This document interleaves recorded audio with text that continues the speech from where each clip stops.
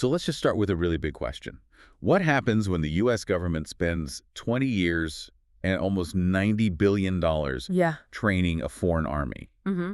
only to watch that entire force just implode, vanish in a matter of weeks? And that's the thing. It's not a theoretical question anymore. That failure, all that chaos, it didn't just stay overseas. The consequences are showing up right here on U.S. soil. Right. You only have to look at the deeply unsettling incident near the White House recently. Exactly. We're talking about the suspect in that shooting, Ramanullah Lakhanwal.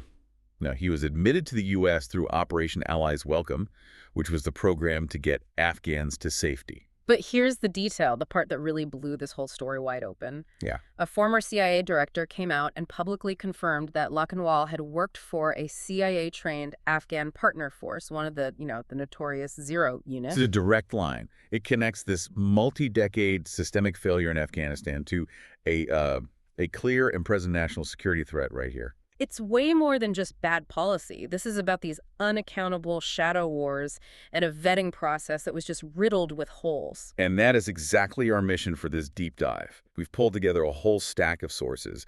The really damning reports from government oversight bodies like SIGAR, the Special Inspector General for Afghanistan Reconstruction. And some deep investigative journalism as well. Right. To unpack two huge interlocking failures. First, the total collapse of that $90 billion conventional force, the ANDSF. And second, the shadowy, completely unaccountable activities of those CIA-backed paramilitary units. So our goal here is to really synthesize these findings. We want to understand the institutional problems that pretty much guaranteed failure. Why did we leave billions in weapons behind? How did these secret units operate with, complete impunity? And what does the failure of Operation Allies Welcome tell us about the speed and chaos of that final withdrawal? Let's unpack what was really a predictable disaster. Okay, let's start where the accountability was the absolute weakest. The paramilitary problem. You mentioned the Zero units. When you dig into the sources, you see these names like the Khost Protection Force, the KPF. And the 03 unit, the Kandahar Strike Force. Right. So what made them so different from the regular Afghan army? They were basically parallel forces. I mean, on paper, they fell under the Afghan National Directorate of Security, the NDS, which was their intelligence service. On paper. Exactly. In reality, they were a CIA creation from the ground up, entirely trained, directed, funded, and equipped by the CIA. Their whole purpose was to conduct these covert killer capture operations, the infamous night raids. They were the tip of the spear in that shadow war. They were, and the central problem, the real issue, was that complete veil of secrecy they operated under. You had UN officials trying to investigate documented abuses, even intentional killings by these forces. And they just hit a brick wall. A total brick wall. They couldn't get any information from the Afghan authorities. They were completely shielded from public oversight. The CIA had, in effect, created a deep state inside the Afghan security apparatus that answered to absolutely no one in Kabul. So when these Zero units would carry out extrajudicial killings or, act on bad intelligence, which we know happened a lot, All the time. it didn't just cause casualties. The reports say it shattered the local social fabric. It fundamentally did. You mentioned the traditional justice systems. For anyone listening who might not be familiar, we're talking about the collapse of the jirgas. Which the local councils of elders, right? Exactly. It's the core justice system in so many rural areas. They resolve everything from land disputes to blood feuds. So imagine, the Zero units roll in, raid a compound based on faulty intelligence, kill people, and then just vanish. And there's no accountability. None. The local population had nowhere to turn for justice. This didn't just alienate them from the CIA, it alienated them from the very government in Kabul we were supposedly popping up. The resentment was immediate and it was deep. And the scale of this is just staggering. I saw one report where a journalist tracked just one of these units, the 02 unit, and found at least 452 civilians killed over just 4 years. That's not an accident. That's systematic. And it was far from surgical. We have these accounts from soldiers inside the operations who admit they'd often hit compounds where the militants weren't even there anymore. They'd just moved. Wow. What's really chilling, though, is how institutional the view on collateral damage was. We saw this one Army Ranger veteran. You read that. He detailed how military planners used these estimates for civilian risk that they called slants. Slants? Yeah, like they'd calculate the risk as 3 men, 6 women, 8 children. And he admitted these estimates were often, and this is a quote, wildly off in reality. That's just institutionalizing the acceptance of civilian deaths. You're moving from a tactical error to a systematic bureaucratic failure. That's it. It becomes a paperwork exercise. And this institutional mindset, it seems like it extended to the rules of engagement, too. Oh, absolutely. They were so rigid, they were instantly exploitable. One general described this rule where U.S. air support could only engage if the Taliban was shooting from within 150 meters of an Afghan checkpoint. 150 meters. Right. So the Taliban figured this out immediately. They'd just retreat just past that line, wait for the planes to leave, and then start their attack again. They knew the loopholes better than the Afghans did. So the shadow war creates massive resentment. It destabilizes everything.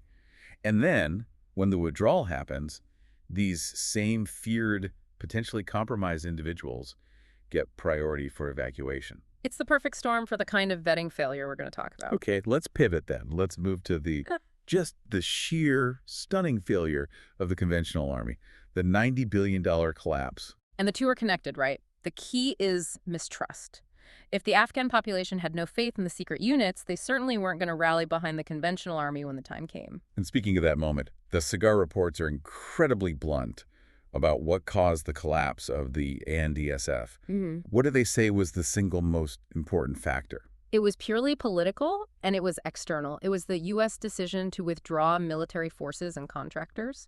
That started with the February 2020 U.S. Taliban agreement. Under the Trump administration. Right. And then it was cemented by President Biden's announcement in April 2021. That decision right there just immediately destroyed ANDSF morale.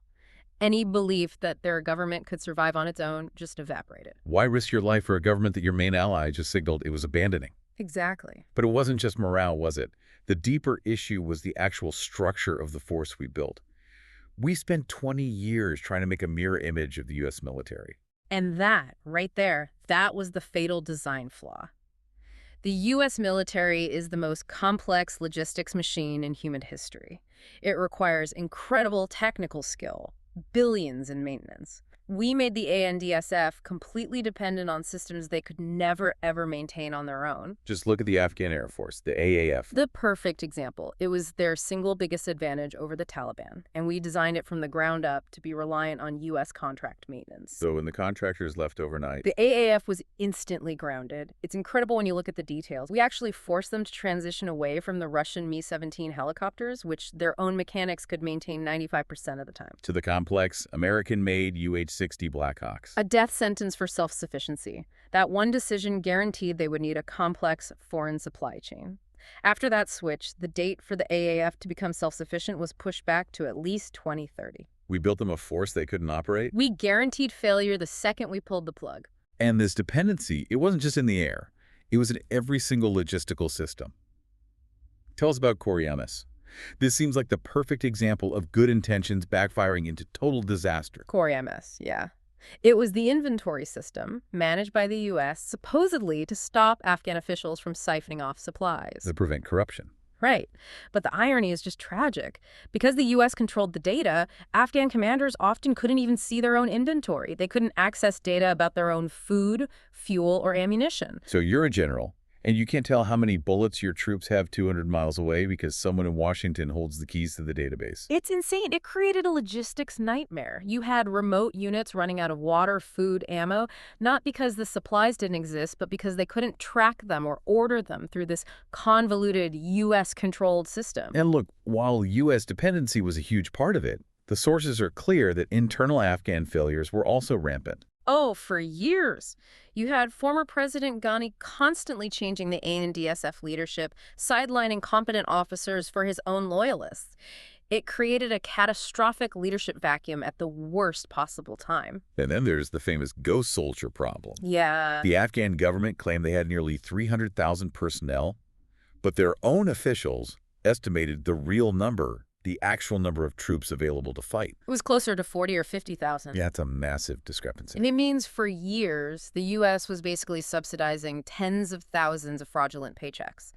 We were pouring money into a payroll that was inflated by over 80%. If we were so worried about corruption that we locked Afghans out of their own logistics data with Koreans. How did we let that payroll fraud go on for so long? It just shows the oversight was completely focused on the wrong things. The ultimate result was predictable. The critical force multiplier U.S. airstrikes just plummeted after the withdrawal agreement, from over 7,400 strikes in 2019 To just over 1,600 in 2020. We took away their biggest defensive tool right before the Taliban's final offensive. The collapse was, it was mathematically predictable. And the costs of that predictable failure are immense. Right. And they translate directly into security risks for all of us.